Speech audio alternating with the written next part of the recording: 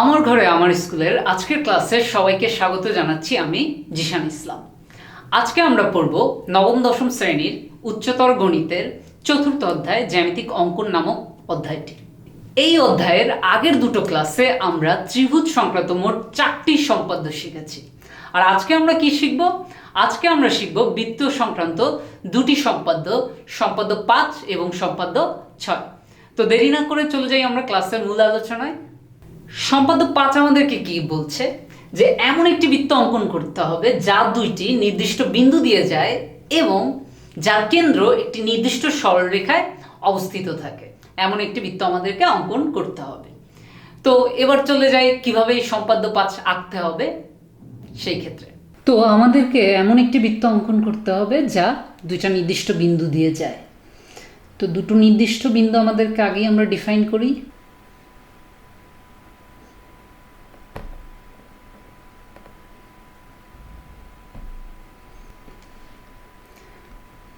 তো আমরা মনে করলাম এ আর বি আমাদের দুটি নির্দিষ্ট বিন্দু।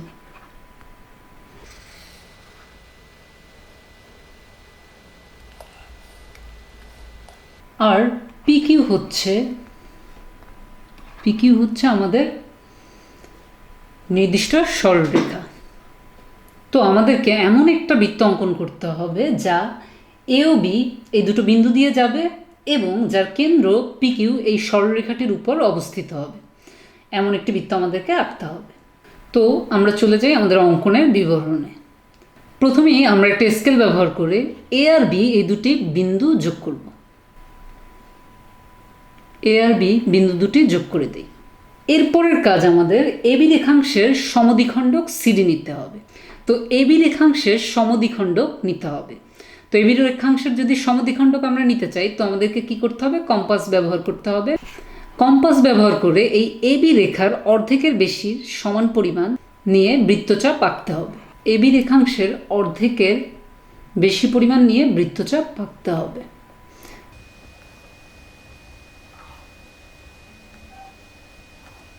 দুপাশি।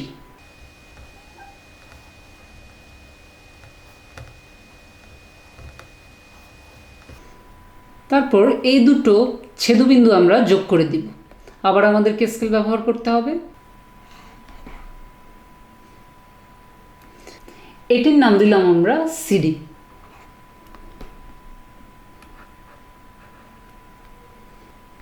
সিডি রেখাংশ পিকিউ রেখাকে দেখতে পাচ্ছি একটা বিন্দুতে ছেদ করছে। এই বিন্দুটির নাম দিলাম আমরা ও।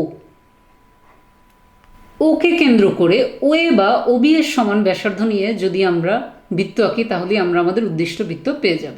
তো তার জন্য আমাদেরকে আবার কম্পাস ব্যবহার করতে হবে।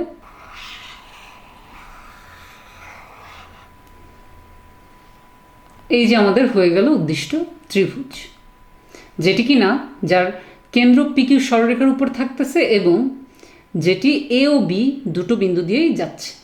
ধরে নিলাম যে বৃত্তটি পিকিউ সরলরেখাকে এন এম বিন্দুতে ছেদ করে। এই এন এবং এম এ দুটো বিন্দুতে ছেদ করে। তাহলে এ বি এন এম এটি হচ্ছে আমাদের উদ্দিষ্ট বৃত্ত। এবার এটাকে যদি আমরা প্রমাণ করতে চাই যে এ বি এন এমই আমাদের উদ্দিষ্ট বৃত্ত, তো আমাদেরকে কি করতে হবে? আমরা দেখতে পাচ্ছি যে সিডি রেখা হচ্ছে এই এ বি রেখাংশের সমদ্বিখণ্ডক। এখন তো আমরা কি বলতে পারি? এই সিডি রেখার উপরস্থ যে কোনো বিন্দুই এ আর বি থেকে সমান দূরবর্তী।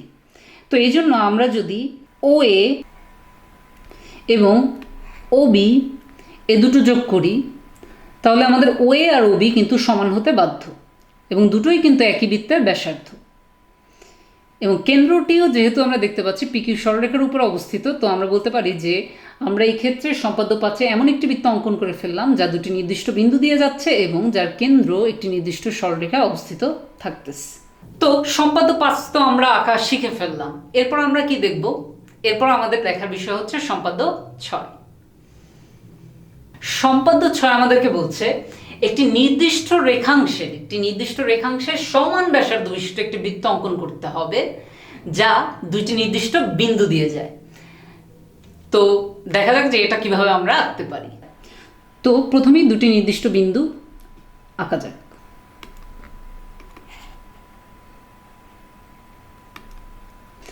মনে করলাম এ ও বি আমাদের দুটি নির্দিষ্ট বিন্দু, তাহলে আমাদের বৃত্তটিকে অবশ্যই এই দুটি বিন্দুকে ছেদ করতে হবে। তারপর আমাদের এই যে বৃত্তের যে ব্যাসার্ধ সেটি হতে হবে কি একটি নির্দিষ্ট রেখাংশের সমান। তো আমরা ধরে নিলাম সেই নির্দিষ্ট রেখাংশটি হচ্ছে, তো এই আর এর সমান ব্যাসার্ধ নিয়ে আমাদেরকে কি করতে হবে, আমাদের বৃত্তটির ব্যাসার্ধ যাতে আর হয় সেটি আমাদেরকে লক্ষ্য রাখতে হবে। তো আমাদের প্রথম যে স্টেপ হবে সেটি হচ্ছে এ আর বি যোগ করা। তো এ আর বি যোগ করার জন্য আমরা কি করব, আমরা একটি স্কেল আনবো, স্কেলটি দিয়ে এ আর বি এই বিন্দু দুটি যোগ করে দিব। এরপর আমরা এ আর বিকে কেন্দ্র করে আর এর সমান ব্যাসার্ধ নিয়ে এ বি এর উভয় পাশে দুইটি করে বৃত্তচাপ আঁকবো। তো তার জন্য আমাদের কি করতে হবে, কম্পাস ব্যবহার করতে হবে আর এর সমান ব্যাসার্ধ নিয়ে। তো এ বি এর উভয় পাশে আমরা দুটো দুটো করে বৃত্তচাপ আঁকবো। এই যে এই পাশে বৃত্তচাপটি আঁকি, তারপর আমরা বি বিন্দুতে গিয়ে একইভাবে আরও দুটি বৃত্তচাপ আঁকবো। এই যে আমাদের বৃত্তচাপ আঁকা হয়ে গেল। তারপর আমরা এটা মনে করলাম এই পাশে পি বিন্দুতে ছেদ করলো, তো এই পাশের এই যে ছেদবিন্দুটির নাম দিলাম আমরা পি, এই পাশের ছেদবিন্দুটির নাম দিলাম আমরা পি, আর এই পাশের ছেদবিন্দুটির নাম দিলাম আমরা কিউ। এরপরের কাজ আমরা পিকে কেন্দ্র করে পি এ ব্যাসার্ধ নিয়ে একটা বৃত্ত আঁকবো। তো তার জন্য কম্পাসের দরকার হবে আমাদের। পিকে কেন্দ্র করে পি এর সমান ব্যাসার্ধ নিয়ে আমরা একটি বৃত্ত এঁকে ফেলব।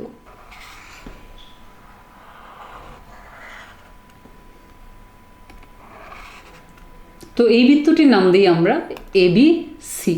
তো এটি হচ্ছে আমাদের এ বি সি বৃত্ত। তাহলে এই পি এ ব্যাসার্ধ নিয়ে পি এর সমান বৃত্তচাপ নিয়ে আমরা এ বি সি বৃত্ত পেয়ে গেলাম।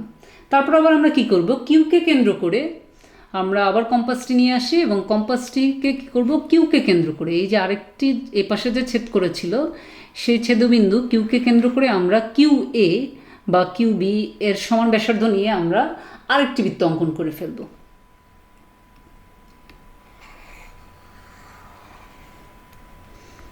এই যে আমাদের হয়ে গেল, এই বৃত্তটির নাম দিই আমরা এ বি ডি। তাহলে এ বি সি, এই এবিসি আর এবিডি এই দুটোই হচ্ছে আমাদের উদ্দিষ্ট বৃত্ত। তো আমরা কিন্তু একটা বৃত্ত পাচ্ছি না, আমরা কিন্তু দুটো বৃত্ত পাচ্ছি, এটা একটু খেয়াল রাখবে। এবার যদি তোমরা বলতে চাও যে এটা প্রমাণ কি যে এটাই আমাদের উদ্দিষ্ট বৃত্ত, এই দুটো বৃত্তই এবিসি আর এবিডি আমাদের উদ্দিষ্ট বৃত্ত, তার প্রমাণ কি? তো সেই ক্ষেত্রে আমরা বলতে পারি যে এই ক্ষেত্রে আমরা যদি পিএ আর পিবি যোগ করি, তো এই ক্ষেত্রে পিএ আর পিবি আমরা যোগ করি। এখন এই পি আর পিবি এই দুটোই কিন্তু আমাদের ব্যাসার্ধ আর এর সমান, কারণ ব্যাসার্ধ আর এর সমান নিয়ে তো আমরা বৃত্তচাপ এঁকেছি। এখন এই দুটোই আবার কি আমরা দেখতে পাচ্ছি, এ আর বি আমাদের যে দুটি নির্দিষ্ট বিন্দু ছিল সেই দুটো বিন্দু দিয়ে যাচ্ছে এবং ব্যাসার্ধ আর। তো আমি বলতে পারি যে প্রমাণটা হয়ে গেল যে এবিসি আমাদের উদ্দিষ্ট বৃত্ত। সেম ওয়েতে আমরা যদি কিউএ আর কিউবিও যোগ করি তাহলে আমরা বলতে পারি কিউএ আর কিউবি এই দুটোও কিন্তু আর এর সমান। এ দুটোও যদি আর এর সমান হয় তাহলে আমরা এবিডি বৃত্তেও দেখতে পাচ্ছি যে ব্যাসার্ধটা আর এবং এ দুটোও কিন্তু এ আর বি এই দুটো বিন্দু হয়েই যাচ্ছে। তো আমরা বলতে পারি এবিসি আর এবিডি আমাদের উদ্দিষ্ট বৃত্ত। তো আমরা তো দুটোর সম্পাদ্য শিখলাম, এবার অনুশীলনী থেকে একটি সমস্যা চেষ্টা করা যায়। সমস্যাটি এমন যে এমন একটি বৃত্ত অঙ্কন করো যা কোনো নির্দিষ্ট সরলরেখাকে কোনো নির্দিষ্ট বিন্দুতে এবং স্পর্শ করে এবং অপর একটি বৃত্তকে স্পর্শ করে। এমন একটি বৃত্ত আমাদেরকে আঁকতে হবে। অনুশীলনীর সমস্যাটি আমাদেরকে কি বলছে? অনুশীলনীর সমস্যাটি আমাদেরকে বলছে যে এমন একটি বৃত্ত অঙ্কন করতে হবে যা একটি নির্দিষ্ট সরলরেখাকে, মনে করলাম আমাদের যে নির্দিষ্ট সরলরেখাটি সেই নির্দিষ্ট সরলরেখাটি হচ্ছে এমএন, সেই নির্দিষ্ট সরলরেখাটিকে একটি নির্দিষ্ট বিন্দুতে, মনে করলাম সেই নির্দিষ্ট বিন্দুটি হচ্ছে পি বিন্দুতে স্পর্শ করে এবং অপর একটি বৃত্ত যেটি হচ্ছে সি কেন্দ্র বিশিষ্ট অপর একটি বৃত্ত, এটাকে মনে করলাম যে কোনো বিন্দুতে স্পর্শ করলেই হবে। তাহলে আমাদের কেমন একটা বৃত্ত অঙ্কন করতে হবে যা এমএন রেখার পি বিন্দুকে স্পর্শ করবে এবং সি কেন্দ্র বিশিষ্ট এই বৃত্তটিকে স্পর্শ করবে। তো এই বৃত্তটি আঁকার জন্য প্রথমেই আমরা কি করব, আমরা কম্পাসটা নেই। কম্পাসটা নিয়ে আমাদের যে উদ্দেশ্য থাকবে সেটি হচ্ছে এই যে সি কেন্দ্র বিশিষ্ট বৃত্ত এটি থেকে এই যে এমএন রেখাটি এটির উপর একটি লম্ব আঁকা। তো এই লম্ব আঁকার জন্য আমরা কি করব, লম্ব আঁকার জন্য আমরা জাস্ট তেমন কিছুই না, আমরা কম্পাস দিয়ে একটি বৃত্তচাপ নিব। তারপর এই যে দুই বিন্দু, এই দুই বিন্দু থেকে আমরা কি করব, আরও দুটি বৃত্তচাপ নিব। অবশ্যই বৃত্তচাপ দুইটি আমরা যে মানেরই নিব, বাট সমান হতে হবে। দুই বিন্দু থেকে আমরা সমান মানের দুটি বৃত্তচাপ আঁকবো। তো এই পাশে আমরা একটা আঁকলাম, মনে করলাম বৃত্তচাপ আঁকলাম। এটা সমান মানের, সমান চাপেরই আরেকটি বৃত্তচাপ আঁকবো এই পাশ থেকে। তো সেটা করার জন্য এরপর আমাদের কাজ হবে স্কেল ব্যবহার করে বৃত্তের কেন্দ্র এবং এই যে ছেদবিন্দু, এই দুটো যোগ করব এবং আমরা পিছনে বর্ধিত করব। আমরা যোগ করলাম এবং যোগ করে আমরা এটাকে পিছনে বর্ধিত করে দিলাম। তো এটা মনে করলাম এখানে ছেদ করছে। এই বিন্দুটির একটি নাম দিই, এটির নাম দিলাম আমরা মনে করলাম কিউ। তারপর আমরা স্কেল ব্যবহার করে এই পি আর কিউ এই দুটি বিন্দু যোগ করব। পি আর কিউ রেখা দুটি যোগ করার পর আমরা দেখতে পাচ্ছি এই যে পি আর কিউ এর যে সংযোগ রেখাটি, এটি আমাদের সি কেন্দ্র বিশিষ্ট আমাদের যে প্রদত্ত বৃত্ত, যে বৃত্তটিকে আমরা যে বৃত্ত আঁকতে যাচ্ছি সেটি অবশ্যই এই বৃত্তটিকে স্পর্শ করতে হবে। আমরা দেখতে পাচ্ছি একটা বিন্দুতে ছেদ করছে। এই যে বিন্দুতে ছেদ করছে এই বিন্দুটির নাম আমরা দিই, মনে করলাম এই বিন্দুটির নাম দিলাম আমরা এ। এরপর আমরা সি আর এ এই দুটি বিন্দু যোগ করে বর্ধিত করে দিব। তো সি আর এ আমরা যোগ করে বর্ধিত করে দিব। তারপর আমরা কি করব, তারপর পি বিন্দুতে আমরা একটি লম্ব অঙ্কন করব। তো লম্ব অঙ্কন করার জন্য আমরা কি করতে পারি, আমরা কম্পাস ব্যবহার করতে পারি। কম্পাস ব্যবহার করে আমরা এইভাবে যে কোনো মাপের বৃত্তচাপ নিব, সমান মানের আরো একটি বৃত্তচাপ নিব।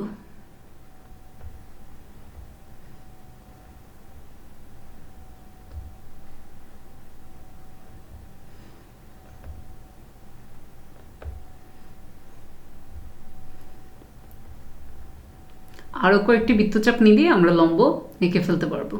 আবার এ পাশ থেকে আরেকটি বৃত্তচাপ।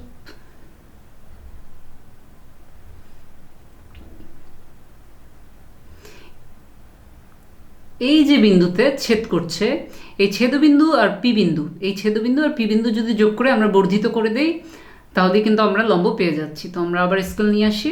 তো এই দুটো যোগ করে দিলে আমরা কিন্তু লম্ব পেয়ে যাচ্ছি।